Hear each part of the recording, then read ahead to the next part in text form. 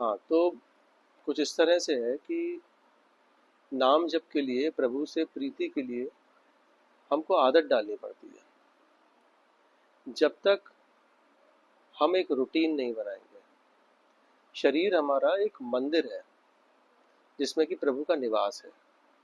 अगर आपके मन में, आपके मंदिर में आपको ये नहीं लग रहा है कि मैं प्रभु से प्रीति करूं, प्रभु के लिए कोई नाम जप करूं, प्रभु की सेवा करूं, प्रभु को भोग लगाऊं, तो ये समझिएगा कि आपके शरीर में से प्रभु निकल के जा चुके हैं। तो उसके लिए आपको क्या करना पड़ेगा? नियमित रहना पड़ेगा। आप मंदिर जाते हैं तो मंदिर में देखते हैं सारी चीजें नियमित होती है। मंगला आरती एक समय पर होगी, राजभोग, श्रृंगार, संध्या, शयन, ठाकुर जी को भोग समय से रखा जाएगा। तो वो नियमित है सारी चीजें वहां पर। तो प्रभु को प्रभु बनाने के लिए आप ये समझो कि वहां पर नियमित होना पड़ता है। जहां पर भी प्रभु की सेवा होती है वहां पर आपको नियमित रहना ही पड़ेगा। तो दीक्षा के बाद में जब आपके हृदय कमल पर आपके गुरुदेव ने मंत्र रूपी ठाकुर जी, प्रिया जी विराजमान कर दिए, तो उनकी भी आपको नियमित होके ही सेवा करनी पड़ेगी। अब जो नियमित रहेगा उसके कई सारे फायदे हैं। पहला फायदा ये है कि ये जितने भी रोग, दोष, सुख, दुख, इन सब की कोई भी परवाह नहीं होती है। नियम वाले को अपना नियम करना है, अपनी प्रभु की सेवा करनी है। भैया मुझे ठाकुर जी का श्रृंगार करना है तो करना है।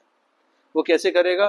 कि अपने नाम जप में बैठेगा और ठाकुर जी के मानसिक चिंतन में ठाकुर जी का नाम जो है वो लेना शुरू करेगा, ठाकुर जी को भोग लगाएगा उसी में।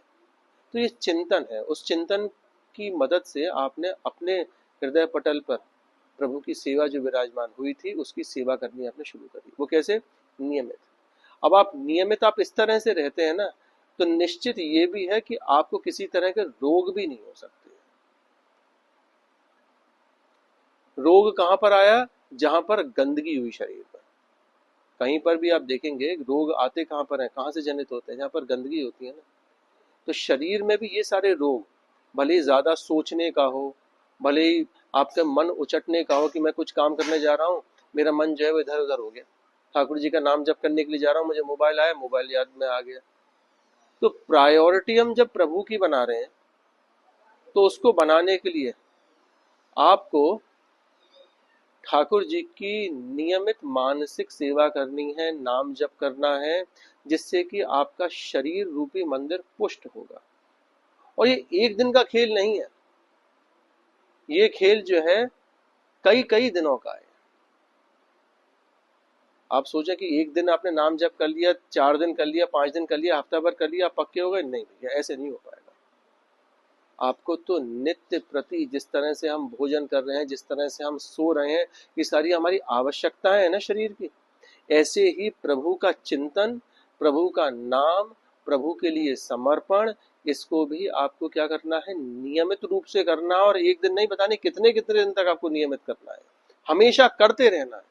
और प्रभु से वहां पर कहना भी है कि प्रभु भोजन करूं चाहे नहीं करूं, कुछ करूं चाहे नहीं करूं, संसारिक काम जितने हैं उन सबको मैं छोड़ दूं, पर आपका नाम, आपकी रूप माधुरी, आपकी लीला, आपका धाम, ये सब मेरे मन मंदिर से बिल्कुल भी नहीं जाए, ये मेरे मन मंदिर में हमेशा बने रहें। तो इस चीज से निश्चितता हो जाती है कि आपको ना तो किसी चीज की जरूरत पड़ेगी, और कुछ ऐसी चीजें होंगी आपके साथ में जिसमें कि आपके काम अपने आप ही होते जाएंगे बड़ी सरलता से। अवरोध आते हैं ना कई सारी चीजों में, वो अवरोध आपके बिल्कुल हट जाएंगे।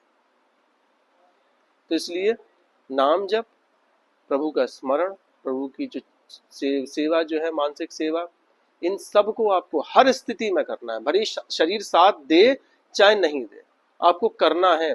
अब ये बताओ, बुखार होगा आपको तो क्या उस दिन आप कुछ खाओगे? नहीं। उस दवाई को लेने के लिए, जिससे कि बुखार उतरेगा, उसके लिए भी आपको कुछ ना कुछ खाना पड़ेगा। खाली पेट नहीं ले सकते आप, भले थोड़ा हो, कुछ भी हो, जितना आप पचा सको। इसलिए ठाकुर जी का ऐसी नाम जप है, ऐसी ठाकुर जी की सेवा है, ऐसी ठाकुर जी के लिए समर्पण है, जो कि आपको नित्य प्रति अपने जीवन में लेके आना पड़ेगा। ठीक है? जय श्री राधे।